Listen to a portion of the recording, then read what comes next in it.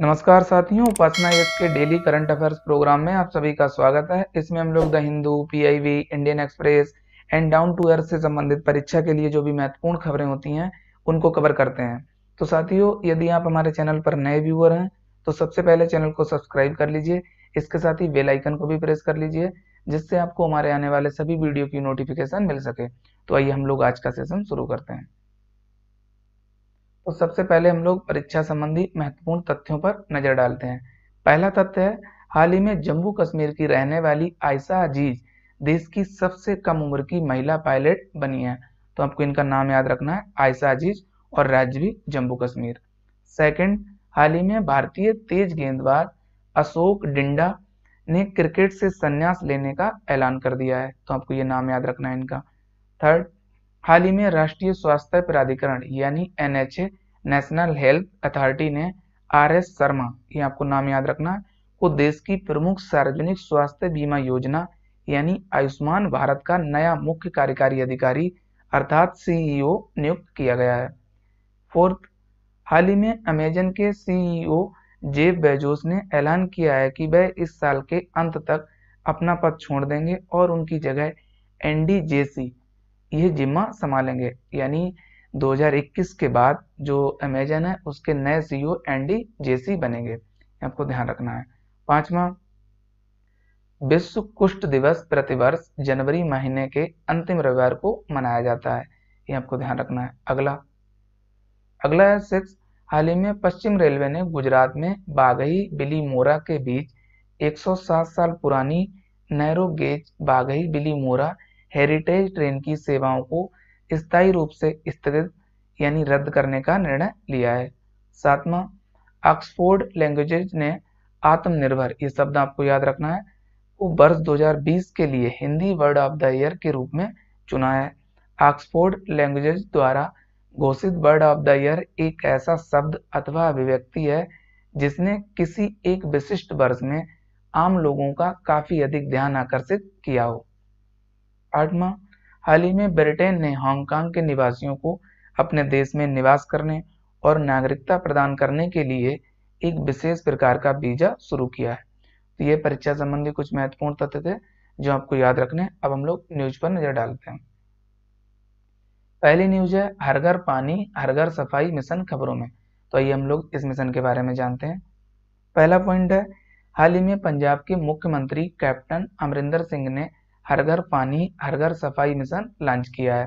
तो आपको ध्यान रखना, ये पंजाब सरकार का मिशन है।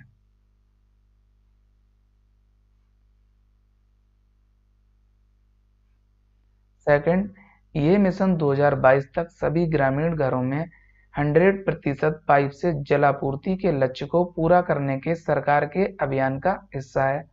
थर्ड, इस योजना से अमृतसर, तरनतारन और गुरदासपुर जिलों के 155 गांवों के 6 लाख निवासियों को लाभ होगा। यह योजना आर्सेनिक प्रभावित बस्तियों की समस्या को हल करेगी। इस योजना को विश्व बैंक यानी वर्ल्ड बैंक, नाबार्ड, भारत सरकार के जल जीवन मिशन और राज्य बजट द्वारा वित्त पोषित किया जा रहा है। तो ये संस्थाएं भी आपको याद रखनी है। तो ये हर घर पानी हर घर सफाई मिशन से जुड़े हुए कुछ मुख्य पॉइंट थे जो आपको याद रखने हैं। अब हम लोग अगली न्यूज पर आते हैं। अगली न्यूज है, विदेशी योगदान विनियमन अधिनियम यानी FCRA 2010 खबरों में। तो ये हम लोग जानते हैं इसके बारे में। पहला पॉइंट है इसमें, भारत में व्यक्तियों के विदेशी धन को FCRA अधिनियम के तहत विनियमित किया जाता है। सेकंड, इसे गृह मंत्रालय यानी मिनिस्ट्री ऑफ होम अफेयर्स द्वारा कार्यान्वित किया जाता है। थर्ड, व्यक्ति गृह मंत्रालय की अनुमति के बिना 25,000 रुपए तक के विदेशी योगदान स्वीकार कर सकते हैं। अगर इससे ज्यादा अगर उनको योगदान लेना है तो जो गृह मंत्रालय उससे उन्हें इजाजत लेनी पड़ेगी। फोर्थ पॉइंट, विदेशी अंशदान प्राप्तकर्ता को अपने उस उद्देश्य को बताना पड़ेगा जिसके लिए वह विदेशी योगदान ले रहा है। पांचवा पॉइंट, इस अधिनियम के तहत संगठनों का पंजीकरण 5 वर्ष के लिए वैध होता है, लेकिन सभी मानदंडों का पालन करने के बाद इसे नवीनीकृत किया जा सकता है। अगला है विदेशी अंशदान विनियमन संशोधन अधिनियम 2020। तो आइए हम लोग इसके बारे में भी जान लेते हैं। पहला पॉइंट है, संशोधन के माध्यम से गैर सरकारी संगठन यानी NGOs नॉन गवर्नमेंटल ऑर्गेनाइजेशन या विदेशी योगदान प्राप्त करने वाले लोगों और संगठनों के सभी पदाधिकारियों, निदेशकों एवं अन्य प्रमुख अधिकारियों के लिए आधार को एक अनिवार्य पहचान दस्तावेज बना दिया गया था। सेकंड, संशोधन के बाद अब कोई भी व्यक्ति, संगठन या रजिस्टर्ड कंपनी विदेशी अंशदान प्राप्त करने के पश्चात किसी अन्य संगठन को उस विदेशी अंशदान को ट्रांसफर नहीं कर सकती। थर्ड, विदेशी अंशदान केवल स्टेट बैंक ऑफ इंडिया यानी एसबीआई नई दिल्ली की उस शाखा में ही प्राप्त किया जाएगा जिसे केंद्र सरकार अधिसूचित करेगी। फोर्थ, अब कोई भी गैर सरकारी संगठन यानी एनजीओ विदेशी अंशदान की 20% से अधिक राशि का इस्तेमाल प्रशासनिक खर्च पर नहीं कर सकता। तो ये विदेशी अंशदान विनियमन संशोधन अधिनियम 2020 से जुड़े हुए कुछ मुख्य पॉइंट्स है जो आपको याद रखने हैं। अब हम लोग अगली न्यूज पर आते हैं। अगली न्यूज है आदि महोत्सव खबरों में। तो आइए हम लोग जानते हैं इसके बारे में। पहला पॉइंट है, हाल ही में उपराष्ट्रपति एम वेंकैया नायडू ने नई दिल्ली स्थित दिल्ली हाट में राष्ट्रीय जनजातीय पर्व यानी आदि महोत्सव का उद्घाटन किया है।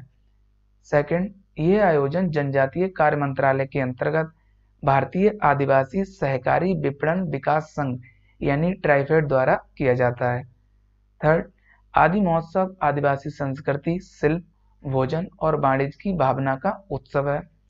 फोर्थ, इसे वर्ष 2017 में शुरू किया गया था और तब से सफलतापूर्वक इसका आयोजन प्रतिवर्ष किया जाता है।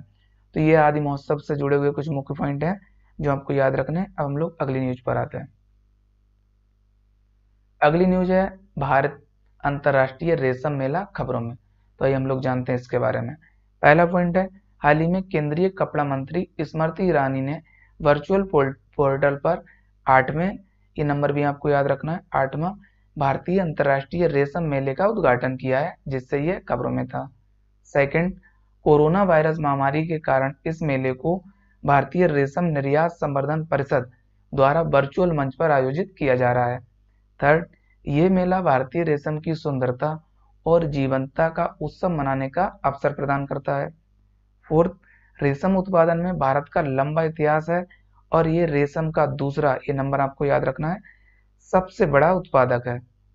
पांचवा, भारत विश्व का एकमात्र ऐसा देश है जो रेशम की सभी 4 प्रमुख किस्मों सहतूत, एरी, टसर और मूंगा का उत्पादन करता है। तो ये भारत अंतर्राष्ट्रीय रेशम मेला से जुड़े हुए कुछ मुख्य पॉइंट हैं जो आपको याद रखने हैं। अब हम लोग अगली न्यूज पर आते हैं। अगली न्यूज में है नासा यानी national aeronautics and space administration खबरों में। तो आइए हम लोग जानते हैं इसके बारे में। पहला पॉइंट है, खबरों में सबसे पहले हम लोग देखते हैं, हाल ही में भारतीय मूल की भव्या लाल को अमेरिकी अंतरिक्ष एजेंसी नासा का कार्यवाहक प्रमुख नियुक्त किया है, जिससे ये जो संगठन या एजेंसी न्यूज में थी, आपको ध्यान रखना। अब हम लोग इससे जुड़े जो मुख्य पॉइंट है उनको जान लेते हैं। पहला पॉइंट है इसमें, नासा यानी राष्ट्रीय वैमानिकी और अंतरिक्ष प्रबंधन संयुक्त राज्य अमेरिका की संघीय सरकार की कार्यकारी शाखा की एक स्वतंत्र एजेंसी है जो नागरिक अंतरिक्ष कार्यक्रम के साथ साथ वैमानिकी और अंतरिक्ष अनुसंधान के लिए उत्तरदायी है। तो आपको ध्यान रखना, ये अमेरिका की एक स्पेस एजेंसी है। सेकंड, इसे वर्ष 1958 में स्थापित किया गया था। थर्ड, इसका मुख्यालय वाशिंगटन डीसी यानी अमेरिका में स्थित है। फोर्थ, इसने वर्ष 1961 की शुरुआत में ही मनुष्य को अंतरिक्ष में ले जाने की कोशिश शुरू कर दी थी और 8 वर्ष बाद यानी 20 जुलाई 1969 को नील आर्मस्ट्रांग अपोलो 11 मिशन के तहत चंद्रमा पर कदम रखने वाले पहले मानव बने। तो आपको इनका नाम याद रखना है, ये चंद्रमा पर कदम रखने वाले पहले व्यक्ति हैं। और किस मिशन के तहत ये चंद्रमा पर गए थे? अपोलो 11 मिशन, ये नासा का मिशन है। अब हम लोग सवालों पर नजर डालते हैं। तो आइए हम लोग पिछले अभ्यास प्रश्न से शुरुआत करते हैं। पिछले अभ्यास प्रश्न में आपसे पूछा गया था, हाल ही में किस देश की सेना ने तख्ता पलटकर 1 साल के लिए देश में इमरजेंसी घोषित कर दी है?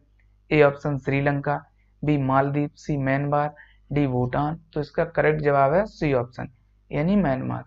अब हम लोग आज के सवालों पर नजर डालते हैं। आज का पहला सवाल है, हाल ही में आयशा अजीज देश की सबसे कम उम्र की महिला पायलट बनी, इनका संबंध किस राज्य से है? A option Delhi, B Uttar Pradesh, C Madhya Pradesh, D Jammu Kashmir. तो इसका करेक्ट जवाब है डी ऑप्शन यानी जम्मू कश्मीर।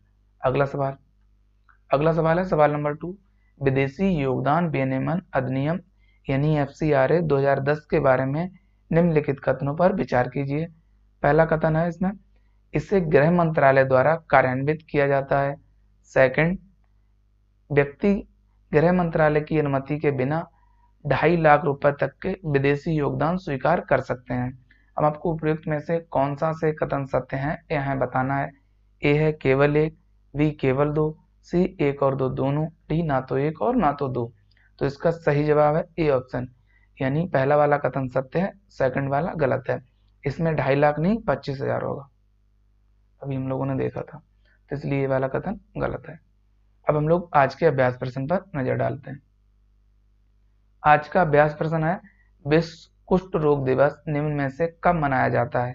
ए ऑप्शन जनवरी के अंतिम रविवार को, बी फरवरी के अंतिम रविवार को, सी मार्च के अंतिम रविवार को, डी अप्रैल के अंतिम रविवार को। तो इसका करेक्ट जवाब आप सभी को कमेंट सेक्शन में देना है। तो साथियों आज के सेशन में इतना ही, हम लोग नेक्स्ट सेशन में मिलेंगे कुछ नई खबरों के साथ। तब तक के लिए आप सभी लोग अपना ध्यान रखिए। साथ ही उपासना यस के चैनल को लाइक, शेयर और सब्सक्राइब करना ना भूलिए। Thank you, best of luck.